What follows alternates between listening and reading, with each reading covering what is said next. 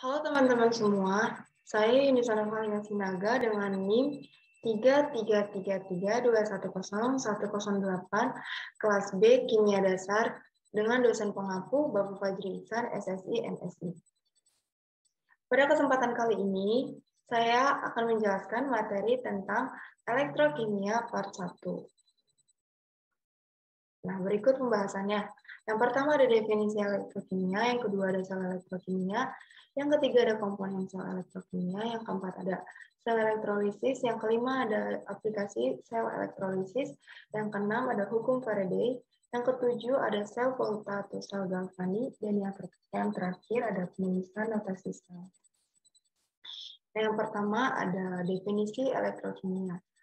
Nah, elektrokimia ini merupakan ilmu yang mempelajari hubungan antara perubahan reaksi kimia dan energi listrik. Biasanya melibatkan sel elektrokimia yang menerapkan prinsip reaksi redoks dalam aplikasi. Dan selanjutnya ada sel elektrokimia. Sel elektrokimia ini adalah alat yang digunakan untuk mengubah energi kimia yang dihasilkan dari reaksi redoks menjadi energi listrik, di mana sel elektrokimia ini terbagi menjadi dua jenis, yaitu ada sel elektrolisis dan sel Volta. Dari suatu sel elektrokimia ini terdiri dari dua konduktor yang disebut elektroda yang masing-masing direndam dalam larutan elektrolit. Yang selanjutnya ada komponen sel elektrokimia. Di komponen sel elektrokimia ini ada katoda, anoda, dan elektrolit, di mana katoda merupakan elektroda yang mengalami reduksi, dan anoda merupakan elektroda yang mengalami oksidasi, dan elektrolit merupakan suatu zat yang larut atau terurai ke dalam bentuk ion-ionnya. Dan selanjutnya ada sel elektrolisis. Sel elektrolisis adalah sel yang mengalami reaksi kimia ketika arus listrik dialirkan ke sel tersebut, di mana energi listrik dapat berubah menjadi reaksi kimia. Lalu ada sel elektrolisis memiliki dua elektroda, yaitu katoda dan anoda, di mana katoda di sel elektrolisis ini bermuatan positif dan anoda di sel elektrolisis ini memiliki muatan negatif. Dan selanjutnya aplikasi sel elektrolisis, di mana yang pertama ada penyembuhan logam. Tujuannya untuk melapisi logam dengan logam lainnya agar tidak mudah berkarat atau korosi. Contohnya penyembuhan sendok besi oleh logam perak. Yang kedua ada pemurnian logam. Tujuannya untuk memurnikan logam dari campurannya. Contohnya pemurnian tembaga.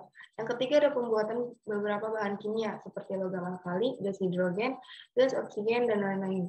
Contohnya pembuatan logam natrium dengan mengelektrolisis lelehan NaCl yang dicampur dengan CaCl2. Dan selanjutnya ada hukum Faraday. Hukum Faraday sendiri ini terbagi menjadi dua, yaitu ada hukum Faraday ke-1 dan hukum Faraday kedua, di mana hukum Faraday 1 ini menyatakan bahwa massa zat yang terdeposit di katoda berbanding lurus terhadap muatan listrik yang mengalir. Nah, secara matematis dapat dirumuskan sebagai berikut. M sama dengan Z kali Q, di mana M merupakan massa Z yang terdeposit di katoda dengan satuan gram, Q muatan listrik dengan satuan coulomb, Z merupakan konstanta. Nah, dari M sama dengan ZQ ini dapat diturunkan sehingga didapatkan hasil Z sama dengan AR per 96.500 kali N, lalu disubstitusikan menjadi M sama dengan Z kali Q, lalu Z sama dengan AR per 96.500 kali N. Maka didapatkan hasil M sama dengan E kali I kali T per 96.500, di mana M merupakan massa zat mengendap di katoda dengan satuan gram, I merupakan kuat arus dengan satuan ampere, T merupakan waktu dengan satuan sekon. Yang selanjutnya ada hukum Faraday 2, di mana hukum Faraday 2 ini menyatakan bahwa massa zat yang dihasilkan pada elektroda berbanding lurus terhadap massa ekivalen zat tersebut jika arus listrik yang mengalir tetap sama. Dan secara matematis dapat dirumuskan sebagai berikut. M sama dengan AR kali I kali T per N kali 96.500, maka kuat arus yang dihasilkan M kali N kali 96.500 per AR kali T, di mana kuat arus sel 1 sama dengan kuat arus sel 2, maka didapatkan hasil M1 kali N1 per AR1 sama dengan M2 kali N2 per AR2. Nah, yang selanjutnya ada sel volta atau galvanik. Sel volta ini merupakan sel elektrokimia yang dapat mengubah reaksi kimia dari reaksi redoks berjalan spontan atau reaksi yang dapat berlangsung dengan sendirinya.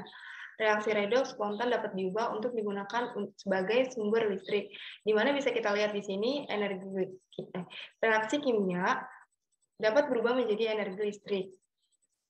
Lalu sel volta memiliki dua elektroda, yaitu ada katoda dan anoda juga. Di mana katoda di sel volta ini memiliki muatan negatif, sedangkan anoda di sel volta ini memiliki muatan positif.